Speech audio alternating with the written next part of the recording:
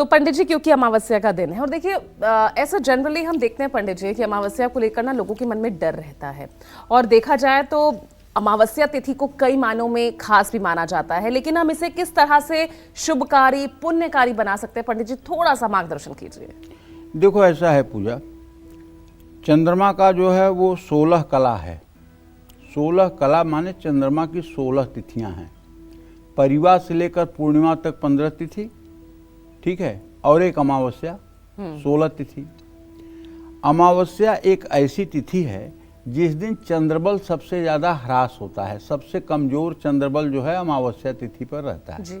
ठीक है, और अमावस्या तिथि पर चंद्रमा दिन में रहता है, रात में 1 मिनट भी नहीं रहता है। अच्छा। दिन में पूरे दिन चंद्रमा अंतरिक्ष में रहता है। ये अलग बात है कि सूर्य के सामने वो दिखाई नहीं पड़ता है। तो हमारे यहाँ श्राद्धों में, हमारे शास्त्रों में जो विधान है वो विधान ये है कि सुबह 4 बजे भोर से लेकर के और मध्याह्न से पहले तक देवताओं की पूजा का विधान है, और दोपहर से लेकर के 4 बजे सायंकाल तक पितरों के पूजा का विधान है। ये हमारे शास्त्रों की मान्यता है, ऐसा हमारा शास्त्र कहते हैं। जैसे पिंडदान, तर्पण आदि क्रियाएं सुबह नहीं करनी चाहिए, ये जब भी करना चाहिए दोपहर 12 बजे के बाद ही करना चाहिए, इसका वही सही समय होता है। उसी तरह से अमावस्या तिथि एक ऐसी तिथि है जिस दिन पितर लोक में, मतलब आप अपना जो भी पुण्य कर्म कर रहे हैं उसे पहुंचाने में आप सफल हो सकते हैं। और आपके जैसे देखो क्या होता है कि अगर किसी ने खूब भजन किया है, खूब सत्संग किया है, खूब दान पुण्य किया है, भगवान का नाम यश किया है, तो वो मुक्त हो जाता है। ठीक है, और अगर आपने मूर्ति पूजा की है जी, भगवान के मूर्तियों की पूजा की है, मूर्ति में आपका अनुराग रहा है, आप राम जी को, कृष्ण जी को प्राणों से ज़्यादा चाहते मानते हैं और उनकी सगुण उपासना करते हैं, तो सगुणोपासक मोक्ष न ले ही, रामचरितमानस में लिखा हुआ है। पूजा जब लंका में रावण को राम जी मारते हैं ना, तो उसके बाद दशरथ जी आते हैं।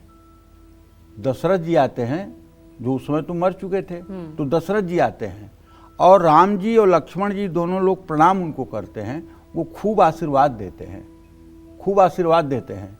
तो वहाँ फिर प्रश्न उठा, शिव जी कहते हैं सगुणोपासक मोक्ष न ले ही।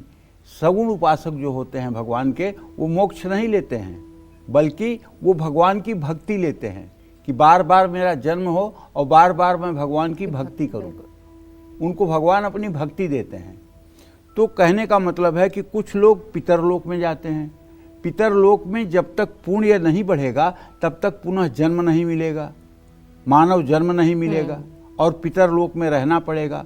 कुछ लोग प्रेतलोक में जाते हैं, जो लोग दूषित कर्म करने वाले हैं, अनाचार दुराचार करने वाले हैं, दूसरों को कष्ट पहुंचाने वाले हैं, वो लोग प्रेत योनि में जाएंगे।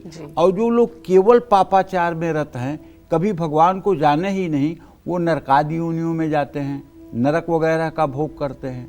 और जो लोग अपनी भगवताकार वृत्ति करके केवल भगवान में मैं जीवन जीते हैं, उन्हें मोक्ष भी हो जाता है। तो कहने का आशय ये है कि पितर लोक में जो हमारे पितर होते हैं वो हमसे उम्मीद करते हैं कि हमारे वंश में कोई होगा तो हमारे लिए पिंडदान, तर्पण, गया श्राद्ध, त्रिपिंडी श्राद्ध, नारायण बलि करके हमें उद्धार कराएगा।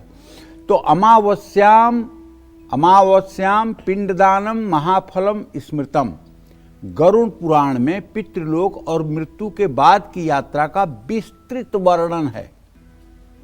अमावस्या तिथि पर पिंडदान, तर्पण और श्राद्ध करने से पितर तृप्त होते हैं और उनका आशीर्वाद वंशजों को मिलता है।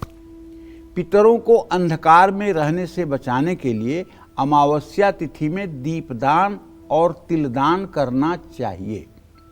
विष्णु पुराण के अनुसार अमावस्या को धर्म और कर्म की शुद्धि का दिन बताया गया है।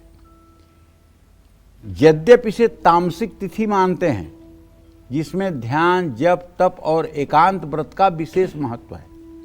महाभारत के अनुशासन पर्व के अनुसार भीष्म पितामह युधिष्ठिर को बताते हैं कि अमावस्या के दिन पितरों के निमित्त दान पुण्य करना बहुत कल्याणकारी होता है। इस दिन तिल, कुशा, जल और अन्न के साथ तर्पण करना विशेष लाभदायक होता है। इसी तरह से मत्स्य पुराण में कहा गया है कि अमावस्या को तीर्थ, स्नान, व्रत, हवन और ब्राह्मणों को भोजन कराना विशेष पुण्यदायी होता है। आषाढ़ अमावस्या पर वृक्षारोपण करने से और गाय दान करने से बहुत लाभ मिलता है। जो व्यक्ति इस दिन पूर्वजों के नाम से दीपदान और तर्पण करता है उसे स्वयं के पाप ताप से मुक्ति मिलती है। स्कंद पुराण के अनुसार अमावस्या व्रतम यस्य शुभम सौभाग्यवर्धनम, स्कंद पुराण में विभिन्न अमावस्या तिथियों का वर्णन है, जैसे कार्तिक अमावस्या, दिवाली, मौनी अमावस्या जो माघ में पड़ती है, आषाढ़ अमावस्या जो आज है। ब्रह्मवैवर्त पुराण में कहा गया है कि आषाढ़ अमावस्या पर जल से स्नान करके तिल मिश्रित जल से तर्पण और अन्नदान करने से जीवन में सौभाग्य, आरोग्यता और पितरों की शांति प्राप्त होती है।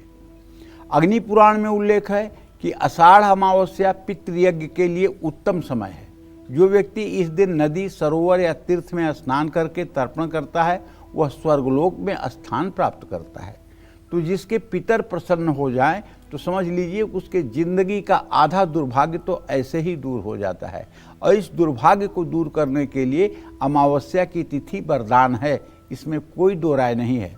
और अगर हर अमावस्या की तिथियों पर आप नहीं कर पाते हैं या संयोग नहीं बन पाता है तो जो महालया की अमावस्या होती है, जो आश्विन महीने की अमावस्या तिथि होती है, शारदीय नवरात्र के एक दिन पहले जो अमावस्या तिथि होती है जिसको सर्व पितृ विसर्जनी अमावस्या कहते हैं, उस दिन भी अगर आप अपने पितरों के लिए विधिवत श्राद्ध कर दें तो मैं दावे के साथ कह सकता हूँ आपका परिवार और आप सुखपूर्वक जीवन जिएंगे, इसमें कोई संदेह नहीं है। जय मां विंध्यवासिनी।